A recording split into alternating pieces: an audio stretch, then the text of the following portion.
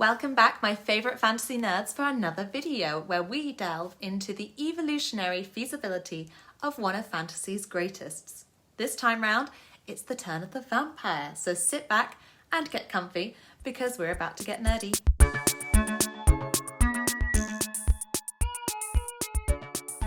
Vampires have undergone such a well-documented change over the years that there are two separate evolution videos we could do here. One of them being about how the concept of vampires has changed over the years from this to this, but I will leave that for a history fanatic to create a fantasy video about because we're here to talk about biology. Specifically, how might a species like the vampire be possible? Now, because there has been so much variation in this species over the years, here's looking at you, Sparkles. This means that there are a lot of traits to get through, and some of them are well known, some of them are just weird. I'm going to dive straight in and start off with the most important trait of any vampire, their sparkly skin. Yes, shine bright, you beautiful diamond, you pale gaunt man. I'm obviously joking. Sparkles here is one of the Twilight vampires who, for some unknown reason, were made to shine. This is a trait that single-handedly led to millions mercilessly ripping into the vampire race for the last decade. I cannot imagine why. But science does not judge. I am only here to try and explain. So my first question would be, are they actually sparkling or do they just have a condition that makes them sweat a lot? This is a real thing, and we should be sensitive if this is a vampiric condition that we've all been mocking, but actually something that is causing them a lot of problems. Yeah. Okay, I'm sorry, Sparkles. Moving on. So let's start with some of the basics of vampirism. It's a condition that can be passed on through a vampire biting someone. The specific rituals vary somewhat, but the most common portrayal is that the victim must consume the blood of the vampire in order to become a vampire themselves. Sometimes they must even do this before dying. But the mechanism of a vampire biting someone to transmit the disease isn't strange when you think about it. There are lots of diseases that get passed on through a bite. Rabies, tetanus, hepatitis. Don't get bitten. So as a means of sustaining the vampiric race, biting seems pretty plausible. And while it could be bacterial, those infections tend to take a lot longer, so bacteria don't seem as likely a culprit as maybe a viral infection of vampirism. Alright, so we're talking a blood-borne virus that has the ability to change the cravings and biology of the person that it infects, which isn't impossible. Wow, I just had a horrifying thought. What if some uber villain is using these videos as a how-to guide? Don't do that. Bad evil genius. Get away from the videos. Now, I don't know of any viruses that have been shown to alter our cravings, but there is evidence of bacteria being able to do that. They do this by sending signals to our brains that trick us into doing what they want us to do, things that will help them thrive. So if we had a virus that was small enough to travel through the blood-brain barrier and directly alter our cravings in that way, then I could easily envision a scenario where this could happen. It could change our cravings to be for blood, which is high in salt and iron, so there's a few different ways that we could make this happen. Talking of blood, the concept of living on a diet of only blood, and beer if you're Spike, is actually almost feasible. Blood is filled with all the nutrients we need to survive, though it also has our pee in it. Wait, does that mean that after a vampire feeds, they then urinate out their latest victim's pee? If they do, that makes them so much less cool. But while they might be able to get things like vitamins and proteins from the blood of their victim, to drink enough of that, then you would need to drink about 9 litres a day, which means draining about 2 people per night.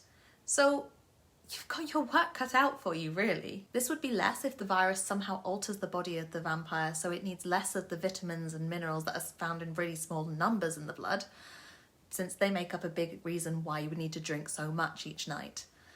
But even by reducing the amount of blood that you need to drink down from 2 people to 1 person a night, this is still an awful lot of salt that you're taking into your diet, more salt than our bodies can handle. So for this reason, you can actually forget about the vampire peeing out your last pee. It is going to be retaining water like crazy to try and balance out the salt that would cause dehydration. So we have high blood pressure problems and a buildup of urea and other waste products that have nowhere else to go since we're not peeing them out anymore. But there may very well be ways that the vampiric virus can deal with them, potentially breaking down the urea into amino acids that the virus might need to reproduce itself, maybe? As for the salt, well, We've already established that the vampires might be sweating a lot. So, though we can't spare that much water for the process of sweating because we still need to keep the blood very diluted. So we're going to have some very salty sweat that's going to be maybe making the vampire skin grainy. Maybe that's why it's sparkling. Ooh, I bet dogs would love them. Maybe that's why werewolves are always on the hunt for vampires. They must smell delicious to them. Okay, moving on again. Fangs. Horrifyingly, this is possibly one of the most plausible of all of the things about a vampire, thanks to a condition that it actually exists called hypodontia, where some adults actually are known to grow new teeth. This tends to run in families, so it's thought to be the result of a genetic mutation, but there's no reason to assume why the virus of the vampires isn't capable of altering our genetics in a way that makes hypodontia happen in the vampire? I mean, it's already at this point rewired most of our body, turning our digestive system into one big blood sac, shutting off organs like the intestines and those that produce bile so that we don't damage the blood that we're ingesting. I actually pity the baby vampires while this is happening. They're probably going to end up very weak after the transformation. It'll probably really be dangerous for them. Poor little guys. All right, moving on. Light sensitivity. Garlic and holy water. I actually can't think of anything that's not psychological for the last one, so if you have any ideas about the holy water explanation, then please drop them in the chat, let me know, because I need your help. But for the others, well, it is quite possible that a byeffect of the virus is an interference with the production of melanin in the skin, leading to albinism. Hence the light sensitivity, but there is a huge difference between looking temporarily like a lobster from burning a bit in the sun to sudden combustion every time you step outside, which makes me wonder if something else is maybe going on here. Like maybe the ammonia that's not going out of the urine is actually on the skin and maybe that's accumulating and then is igniting. Okay, that's unlikely. Yes, ammonia is a little bit flammable, but it's not that much, and it's certainly not going to combust just because of a bit of sunlight. But perhaps there are other waste products that are combining and accumulating and that are getting caught on the vampire skin because they can't be peed out, and maybe the exposure to light is what's causing them to set on fire. Wow, who would have thought that not peeing was the vampire's biggest downfall? As for garlic, well, you can have allergic reactions to garlic. It's actually one of the few I'm not allergic to. And my guess is that the vampiric virus is making the vampire's immune system hyper-aware of antigens that are in garlic. Perhaps this is a trait that they evolved after another virus with antigens similar to those that are in garlic almost wiped out the vampiric race. And so now, they're extra sensitive to this and they have the immunity, but that means that they overreact to the presence of garlic. Okay, quick fire time. Mind control. Heightened release of sex pheromones. Immortality. Viral-induced anti-aging process. Turning into a bat. Ridiculous, let's be honest.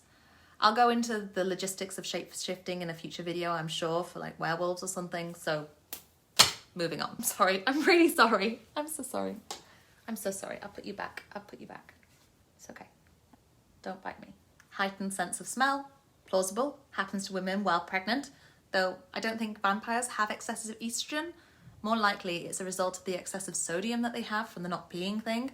And this is like an electrolyte that we need in our bodies. Maybe by having too much of this electrolyte, it has a knock-on effect on how responsive our neurons are for certain stimuli. Maybe not just for smell, but also for like a heightened sense of hearing and vision. Super strength.